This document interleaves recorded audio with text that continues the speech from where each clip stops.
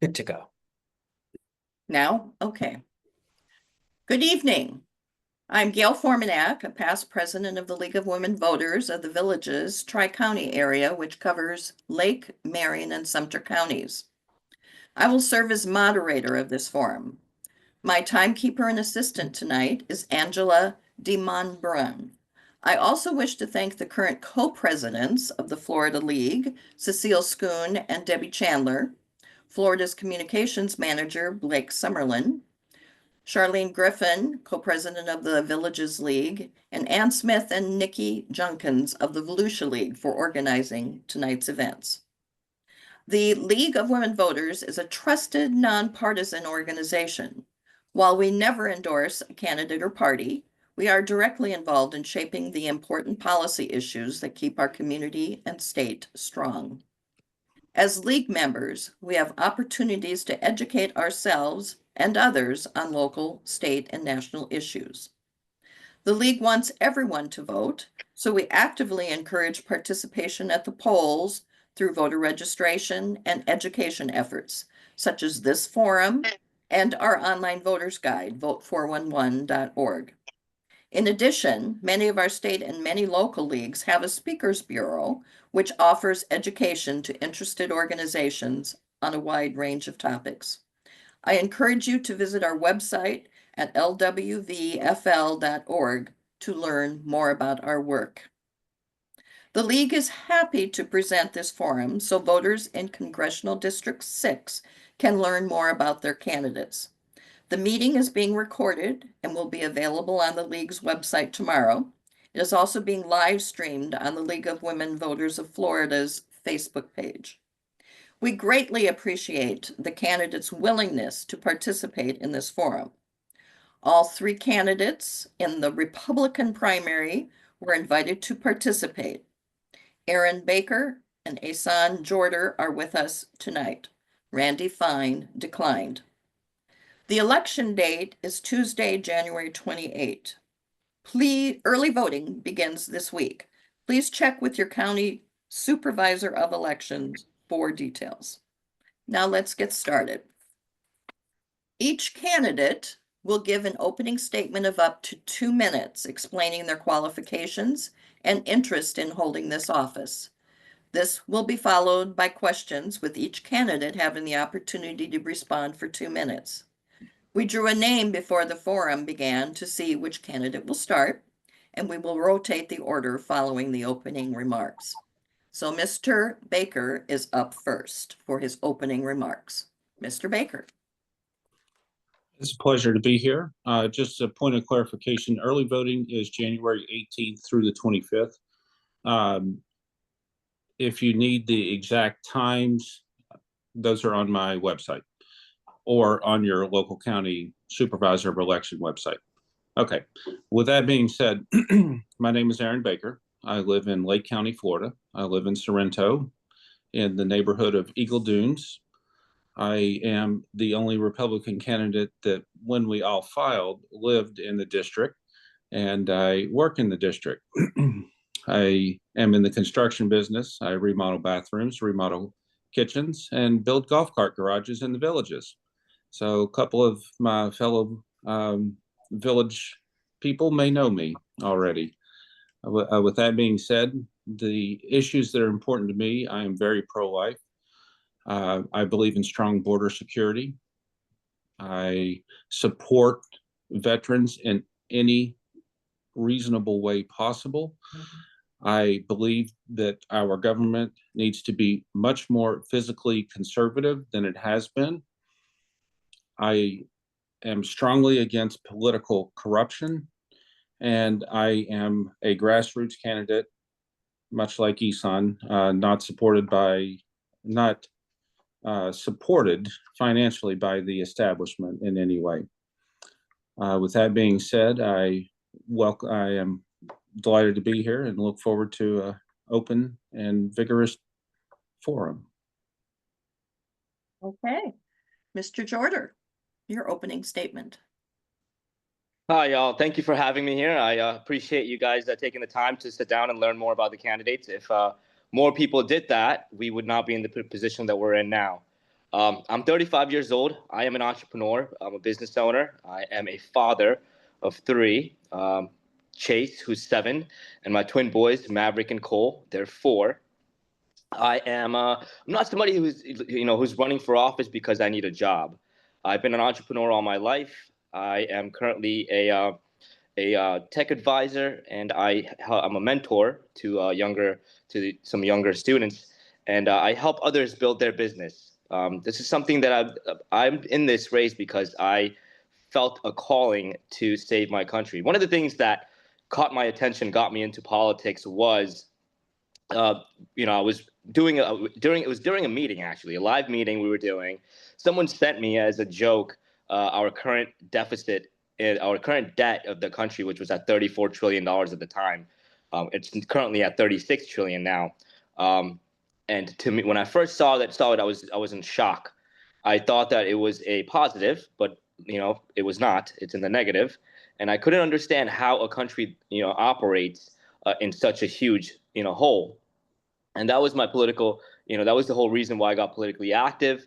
I'm somebody that's not doing this because I need a job. Like I said, I'm doing this because Congress is supposed to be the power of the purse, and if they're supposed to be, if they're split, their one job is to make sure that our country has a balanced budget. And the last time we passed we had a balanced budget was 1997, in 1997, 1998.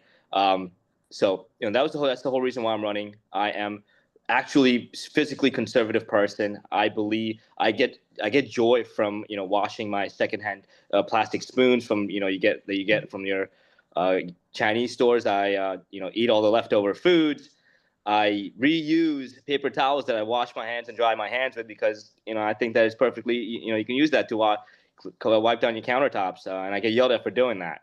But that's the kind of person that I am, and I feel that people call me cheap, but I think that our government needs somebody cheap in there to make sure that we don't continue racking up this debt and end up in $90 trillion hole in 10 more years. And that's the reason why I'm running. Thank you. Okay, we're moving on now to question number 1. Mr. Jorder will have the opportunity to answer this first. Explain your top 2 legislative priorities for this upcoming term. Well, that's real simple to answer. My top 2 things are immigration and inflation, and both of those things could be fixed in Congress.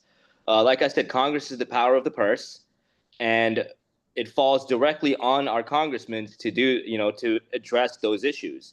I don't know how anyone in Congress talks about anything else but the budget. That's your to me that is your only only job to have is to make sure that our country has a balanced budget, and they are failing at epic levels. So top 2 things I would address: immigration, inflation, hands down. Okay, thank you. And now to you, Mr. Baker, same thing. Top 2 legislative priorities. I'd like to continue with Congressman Walsh's Life Saving Gear for Police Act. That's legislation that he wrote last year that has yet to pass. I have made the commitment to continue that legislation. I've talked to a couple of the sheriffs in the 6th district, and that is important to them. The second thing legislatively that I would like to see done is President Trump's promise to end tax on Social Security income and also end tax on tips. Okay, thank you. Okay, moving on to the second question. This will go to Mr. Baker first. When, if ever, is it appropriate to compromise to pass legislation? Well, if compromise is not in your vocabulary, then you probably need a different line of work than trying to go to Washington, D.C. Compromise is not in your vocabulary when it is unconstitutional. If someone proposes something that is against the Constitution of the United States, there is zero compromise. If you're talking about, can I bring $60 million for infrastructure to the 6th district, and in exchange I have to vote for $55 million or $60 million of infrastructure in Wyoming or California or another state, and I have to say, okay, well, in order for me to get this, you have to get this. That's Washington 101. Okay, thank you. And the same to you, Mr. Jorder. So, I'm a guy that firmly believes in my values as a conservative, as a conservative American who believes in traditional values. There's certain things that I will compromise on, but there's certain things that there's no compromise on. For me, when it comes to protecting our kids, there's no compromise. For me, when it comes to protecting the future of our kids, there's no compromise.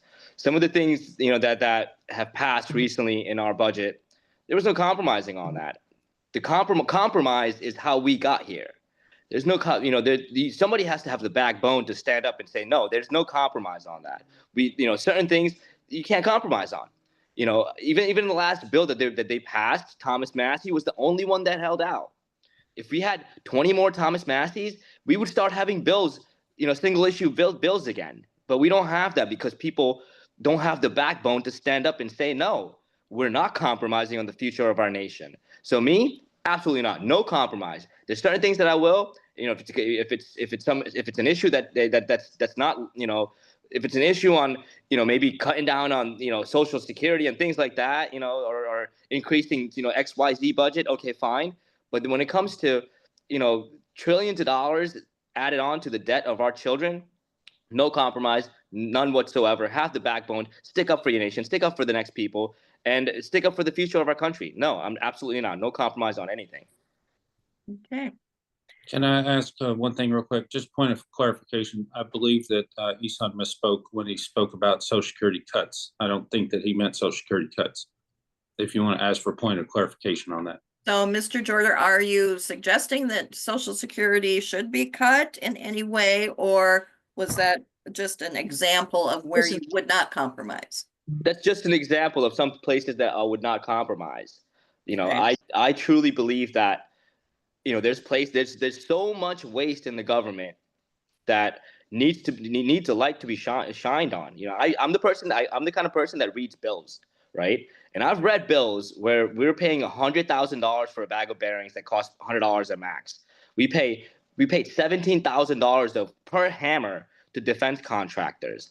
Those are bills that there's no compromise on that. We're talking about hundreds of thousands of millions and millions of dollars going out on the back of the American taxpayers.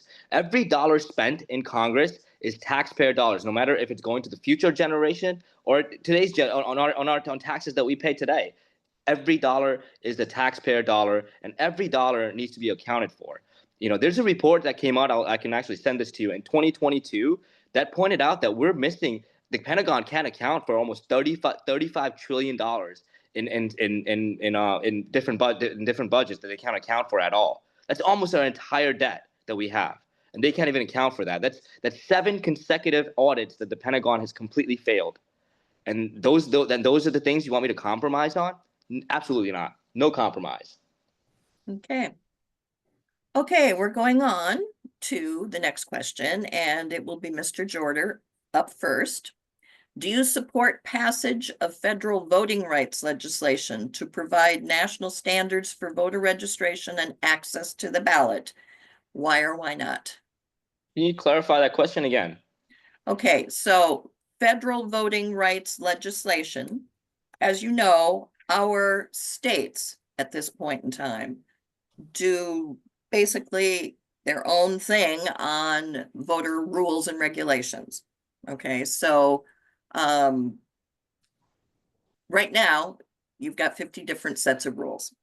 Right. So would you support any kind of federal voting rights legislation that would provide standards for the process of registering voters and access to the ballot? And why or why not? I mean, if you think about it, this is the federal vote, right? It's something that's not state, specific.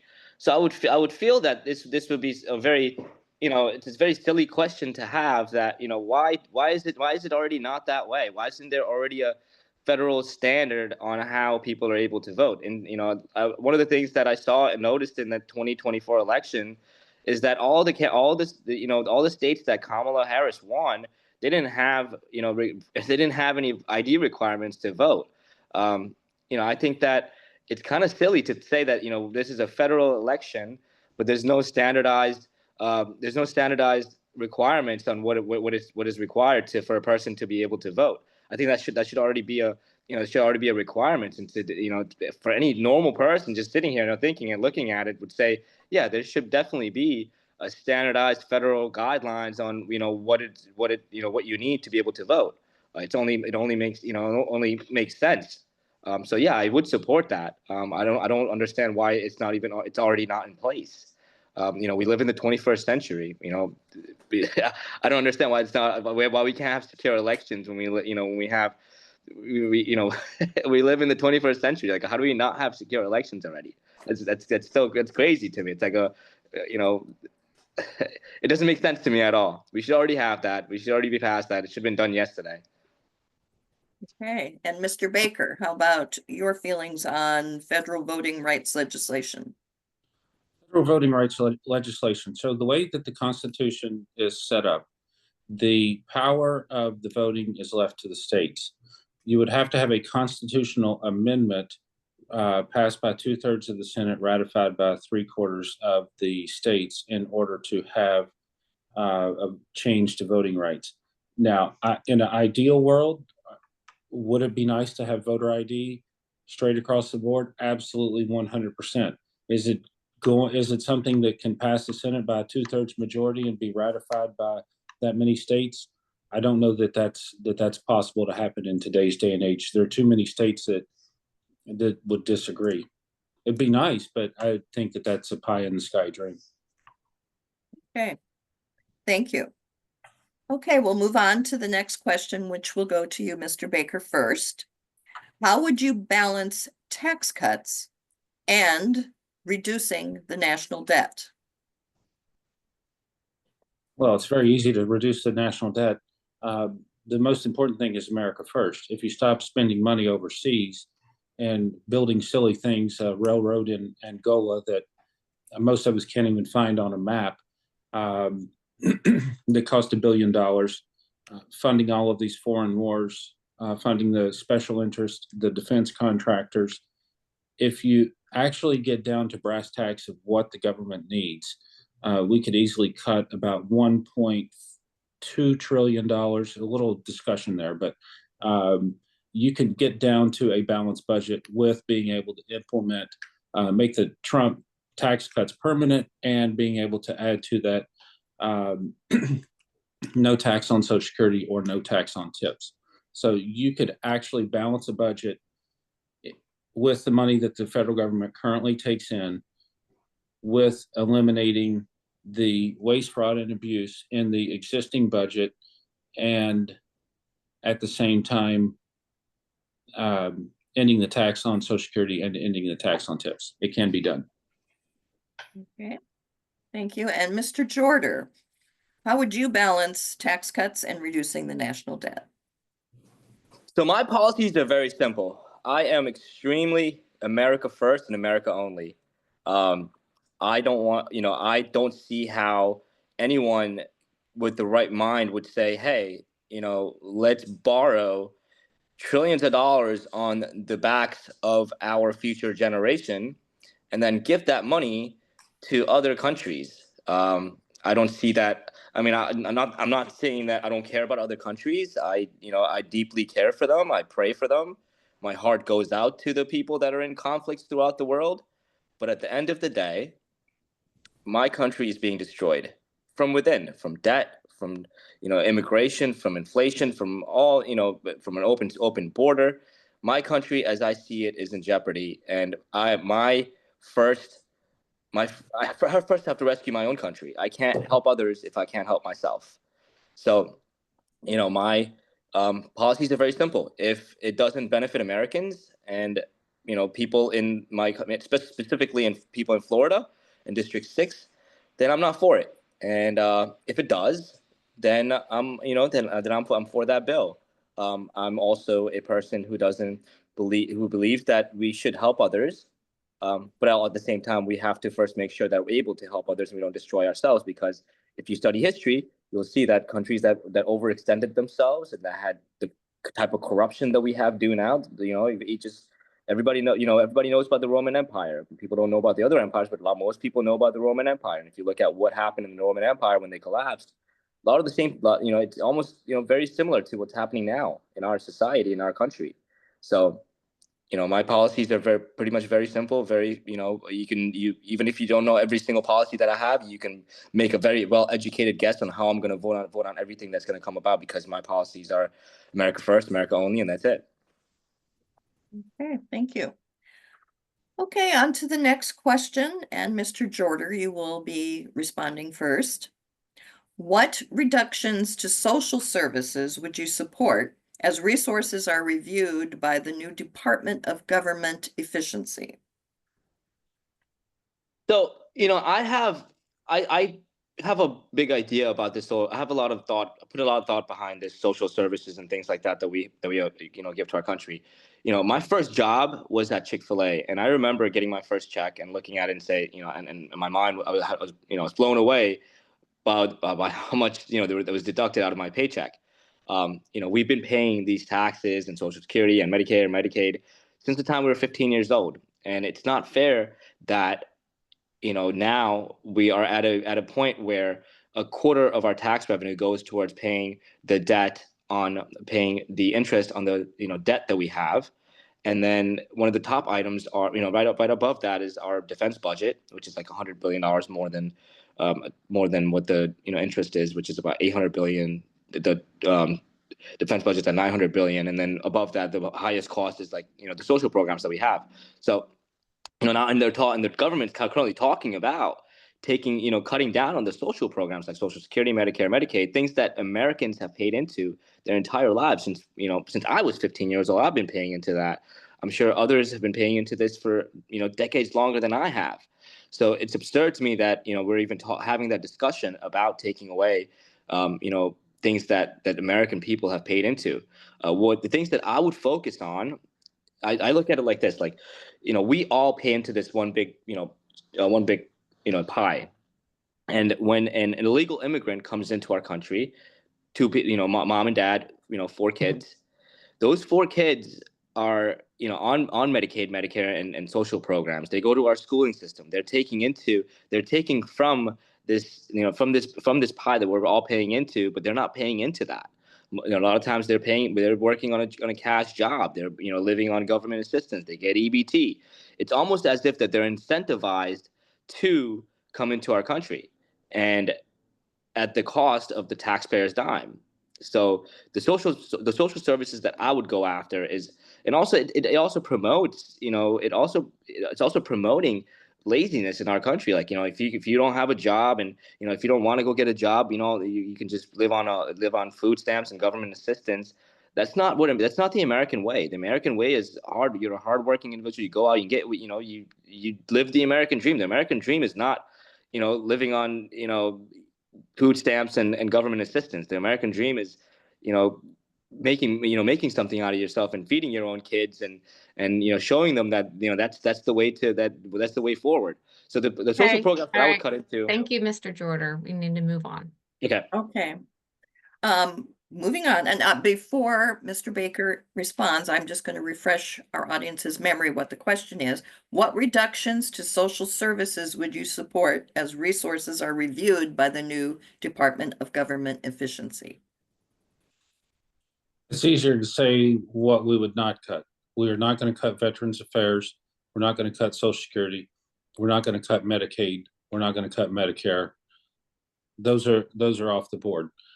After that point, focus on a true America First agenda and go after the waste, fraud, and abuse. That's the easiest answer. Okay, thank you. Okay, the next question, we'll go to Mr. Baker first. How would you balance the demands of development, such as fracking and drilling, with the need to protect our natural resources? Well, in Florida, we've done a very good job of that. what's one thing that we all agree on, no matter what side of the political aisle we're on? We all want clean water and we all want clean air. That's first and foremost.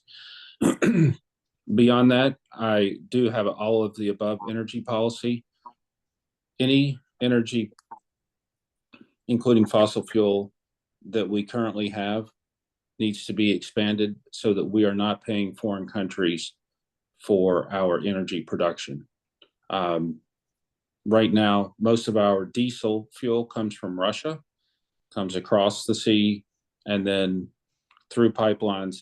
If those refineries were actually in the United States, it would be a much cleaner project. So when people don't want things in the United States for environmental reasons, we're actually making the environment much worse by having those exact same services provided by a foreign country and then brought into the United States. Just like oil from South America. Oil from South America is extremely dirty, where oil from the United States burns much cleaner. Same thing with natural gas. I mean, natural gas is our absolute number one resource ever. Okay. But we have to protect the environment. I mean, we all agree on that. We all want clean water and clean air. Okay. Mr. Jorder, how would you balance the demands of development with the need to protect natural resources? So we would, I would definitely advocate for using what we have to, available to us in our resources as for energy, because we don't really have an alternative right now. Solar lithium is not an alternative path for it. Lithium is terrible when you're mining. It's terrible when you're mining. It's also not renewable. It's all, once it's done, it's done. There's no recycling it. And we all know windmills don't work. They're not efficient at all. What I would do is, definitely the oil that we also drill in America, they're not refined here. It's all sent out. We don't have the refineries to be able to that actually refine the oil that we produce in America. So I would advocate for building those refineries, within America, and then investing into the next alternative that we can shift onto. But we don't that alternative does not exist yet. So I would definitely my position would be to fund different programs within America and make sure that whatever alternative we come up with, it's also produced in America, not shipped over to China like solar was. Okay, thank you. Okay, the next question will go to you, Mr. Jorder, first. Do you support passage of a federal law codifying access to contraception and abortion? Why or why not? Would I support legislation codifying access to abortion? No, I am pro-life. I don't believe in abortion. I don't believe that I don't believe that playing God is it's on us to do. It's God's will, and I don't support that at all. Okay. And Mr. Baker. Roe versus Wade sent that back to the states. So anything on a federal level is you're treading on the border of unconstitutionality there. So that's not something that I support as well, federally funded. No. Okay. Okay, so we have one remaining question left, which will go to Mr. Baker first. What stance would you advocate to resolve the Israeli-Gaza war? I don't even think that that's a question that, I mean, with all due respect, that either one of us really need to answer, because we're going to allow the current administration to do their job, and anyone that's elected you don't need your congressman telling you how to run a foreign war. As far as what I would suggest doing, I don't even think that matters in the grand scheme of things. That's up to the Secretary of Defense, the Secretary of State, the President, ultimately. That has no bearing on the 6th Congressional District, other than the fact that it needs to be over, and we do not want to see any more dead people on either side, and we do not want to see any more U.S. funding going that way. Okay. And Mr. Jorder, same question. I don't agree with that war at all. I think that terrible what's happening there. Like I said, I pray for the people in Palestine. I pray for the people in Israel. I think that war is absolutely it's absolutely devastating for both of those groups. From the Israeli side, if you're an Israeli person, that war has put you on a in a world scale. You are the enemy. It's been a terrible for optics for all the Jewish people around the world. It's Israel has put a huge mark on the back of all the Jewish people. I mean, I grew up in Boca Raton. A lot of my friends are Jewish, and I have this conversation with them all the time. I never had any issues with them. We still don't have any issues, but throughout the world, it's put a stain on the American people. It's put a stain on the Israeli people. There's multiple countries that Israeli people can't even go to, and there's multiple countries that I can walk into and say I'm American, and they'll hate me for it. So I think that the whole Israeli-Gaza war has been a stain on our country, has been a stain on Israel, and as far as from an American perspective, I don't think that we should be sending any more money to any countries, including Israel, and this needs to end as soon as possible. I cannot support it. No matter who your creator, no matter what your religion is or who you believe your creator is, one day you're going to have to meet that creator and answer to your actions or inactions in this atrocities that are going on. There's over 20,000 kids that have been slaughtered in this war, and I don't to know that my tax dollar went to that is sickening to my stomach. So absolutely, I condemn both sides. I condemn Hamas. I also condemn at the same time. I also condemn Israel for what they're doing.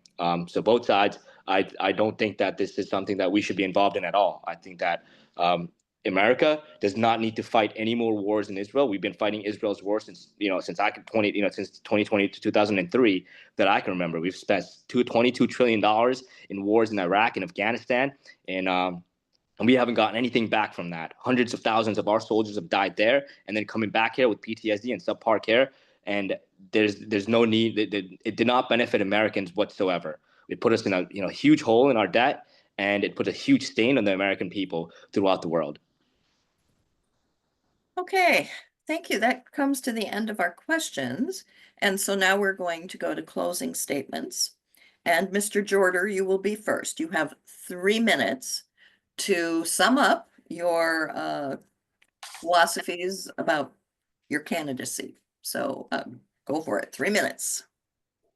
Guys, I'm Ishan Jorder, and I am in this fight to make sure that we have a country in the next 10 years.